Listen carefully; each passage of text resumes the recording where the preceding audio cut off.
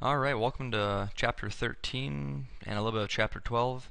Here we're looking at how gases behave and some of the gas laws that we use to describe them mathematically.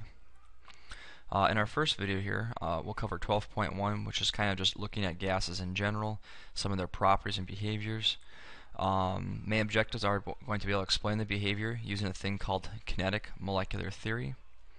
We'll look at how the mass of a gas affects how fast it's going to diffuse and effuse. We'll look at how gas pressure is measured and how we can convert between different units of pressure.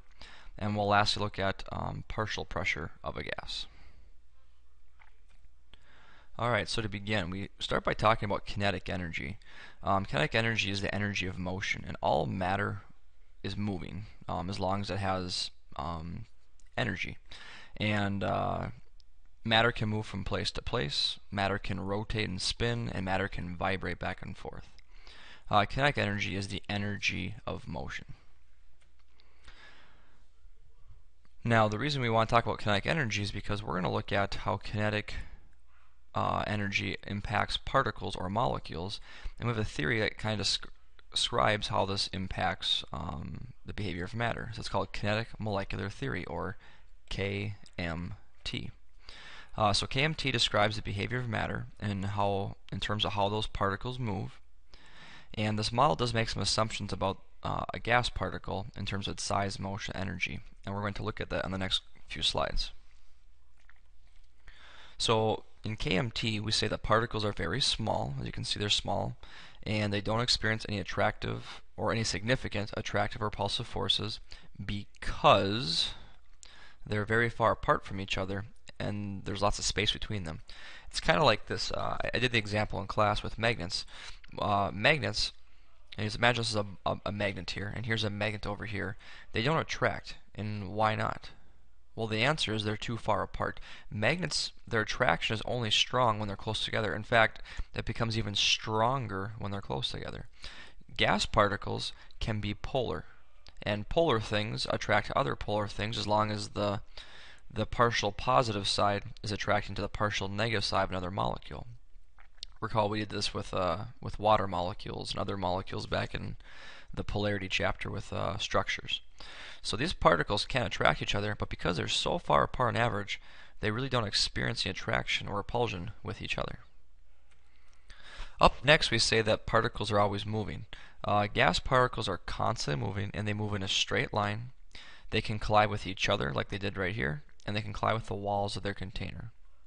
We do say that when the particles collide, they have collided elastically, which means that no kinetic energy is lost between the two things. Okay? So for example, let's say there's a particle, just for example, let's say you have a particle that's just stationary. Okay? If another particle rolls into that one, and let's say this thing is traveling at 10 meters per second for a speed, okay?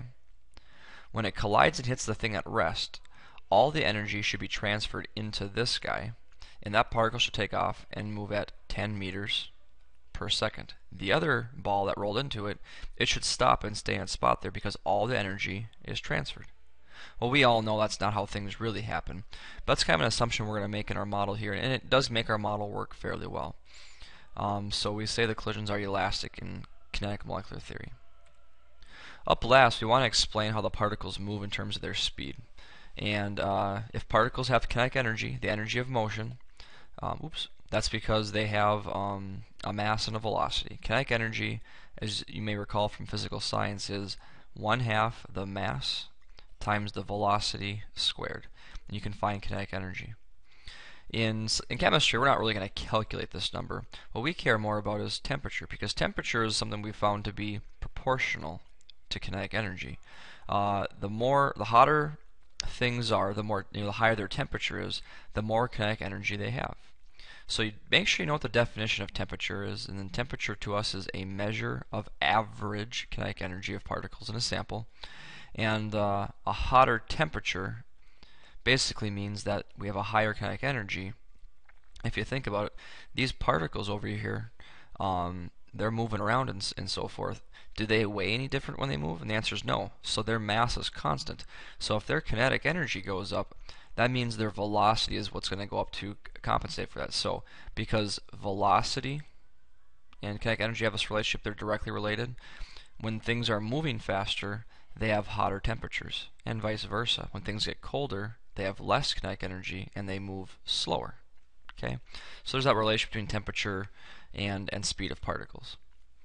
Now, gases have low density, and the reason they have low density is because they have relatively small mass. If you think about a gas, it doesn't weigh very much. It does have mass, and it's small, and typically the gas occupies a large amount of volume. So anytime you take a small number and divide by a big number, you get a small number, a low density. So gases have low density. Gases are also compressible. If we start with this chamber here, the piston presses down, and you can compress the gas closer together. It takes pressure to do that, but you can compress it together. That's because there's a lot of empty space between particles, and they have the ability to squish closer together. Solids can't do that. Expansion. If I were to pull the piston backwards up to this area right here, the gases would expand to fill the entire container that they're given to them, because they're always in a constant random motion, and if you give them new space, they will fill it. Another scientifically created behavior of gases is a thing called effusion. So scientists have to create this situation. They essentially have a large chamber overall split in two, and the bottom chamber has been evacuated. There's no gas left in there. The top chamber does have gas. If you poke a tiny hole, which I just covered up now, good. If you poke a tiny hole, let's open that up again, the gas will start to effuse to the other side. Effusion means a gas escapes through a tiny opening. So keep in mind that effusion is the escaping of a gas. They both have E there through that tiny opening. And a scientist, Graham, he came up with a little idea here, and it's now called Graham's law of effusion.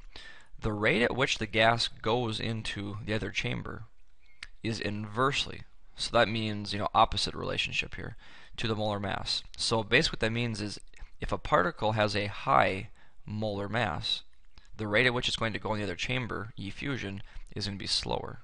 So that's an inverse relationship. And the lighter gases, they will get to the other side faster. I like to think about this in terms of just people, okay, in terms of speed. Which kind of people are typically faster? Faster people are usually your smaller people, and the heavier people are typically your slower people. Okay, look at a football team. Linemen are usually slower, and the wide receivers are usually faster. Okay. Now, an application.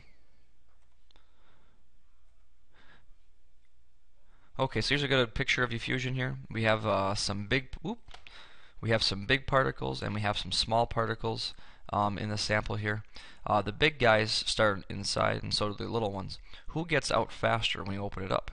And according to this little animation here, the green gas particles, which are smaller, they get out faster overall. Okay, and that's trying to show you that the smaller things move faster, and because they move faster, they have the ability to get out of this chamber faster. They effuse out of there faster. Then we go on to something that's a little more appropriate, which is called diffusion. And diffusion is the movement of one material through a different material. So diffusion is moving through a different material. A good example here is imagine this is like your house, and here's your kitchen, and let's say here's the living room over here. Okay, let's say somebody burns some toast here in the kitchen. Well, eventually that burnt toast smell is going to diffuse throughout the house, and is eventually going to smell it in the living room, and you might eventually smell it into someone's bedroom back over here. Diffusion is the movement of one material through another. So in this case, gases can diffuse through each other throughout the house. Gases can diffuse past each other because they don't really experience any attractive forces or any significant ones, and the empty space allows them to move wherever they want to go.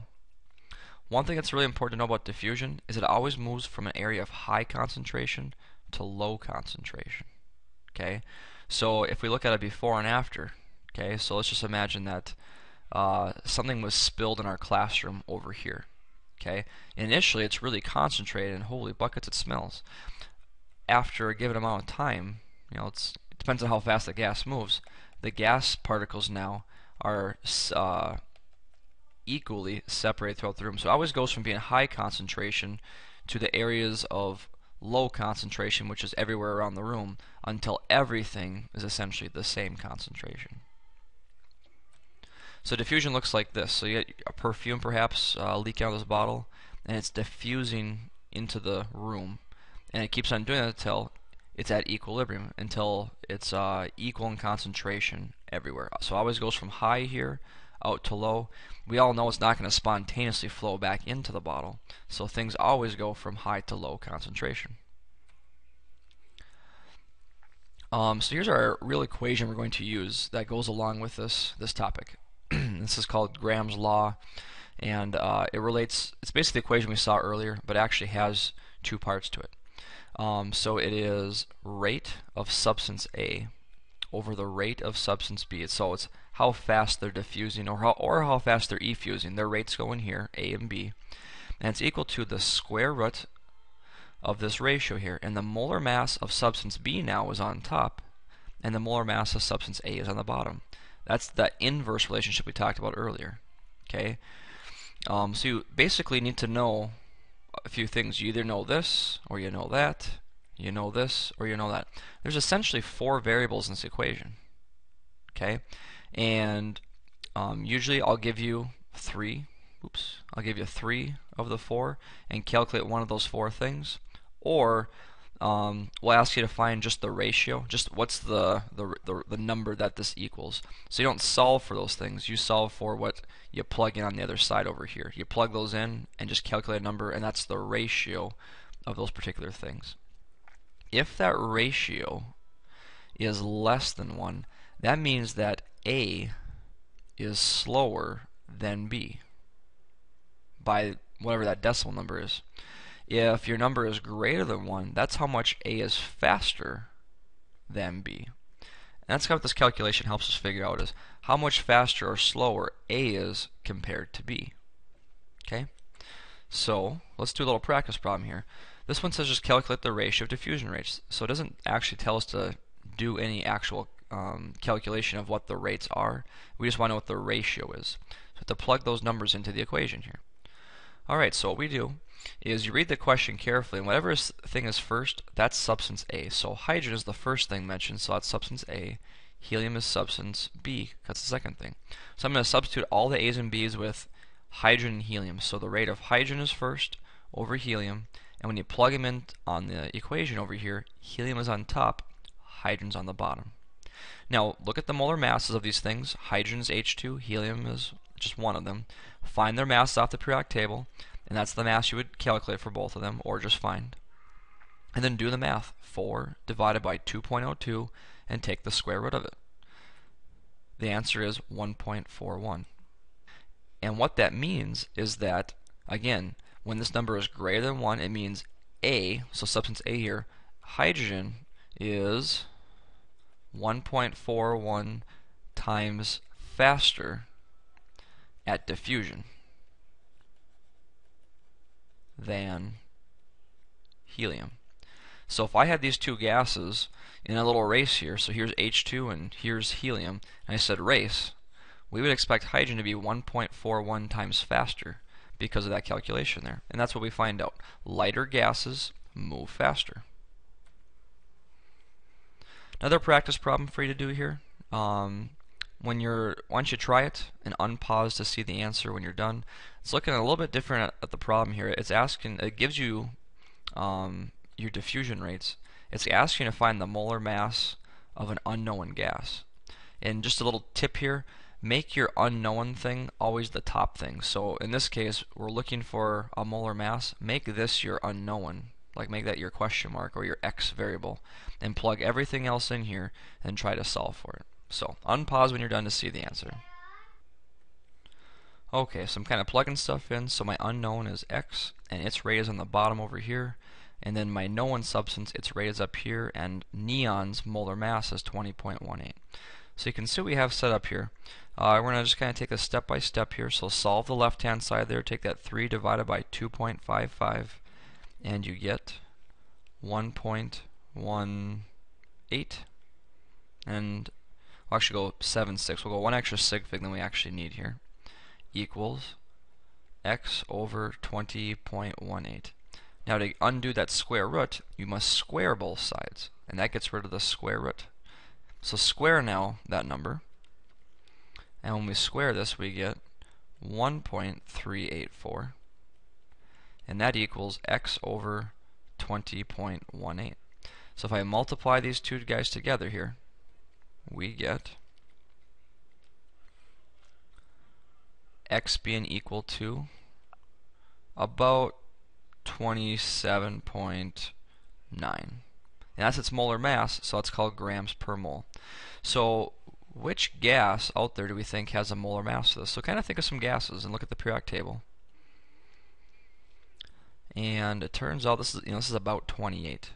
And N2 is the actual thing we're going for. N2 is 14 for each of those hydrogens, which comes to about 28. So we can do some experimentations where we can actually find a molar mass of a gas via diffusion like this. Okay? Okay, up next is our topic on pressure. Gases exert pressure. Just pressure in general is a force per unit area. Imagine you have a shoe that looks like this, and you have a shoe that looks like this. I am not good at drawing high heels at all. Well, that wasn't too bad.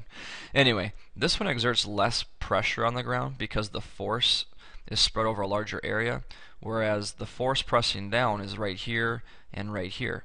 This one exerts more pressure on the ground because it's the same amount of force pressing down if it's the same person wearing these shoes, but it's in a narrower amount of area, so there'll be higher pressure on the ground because of that. If you have less area, more pressure. Now, gases, they exert pressure. This is really important. They exert pressure when they collide with the walls of their container. So the reason a balloon stays inflated is because the gas in here, the gas particles are continually colliding with the walls of their container. Now that's just one gas particle I just showed you. Now imagine there's a gajillion of them always colliding. Every time they collide with the walls of the interior walls of the container, they exert pressure, which keeps a balloon inflated.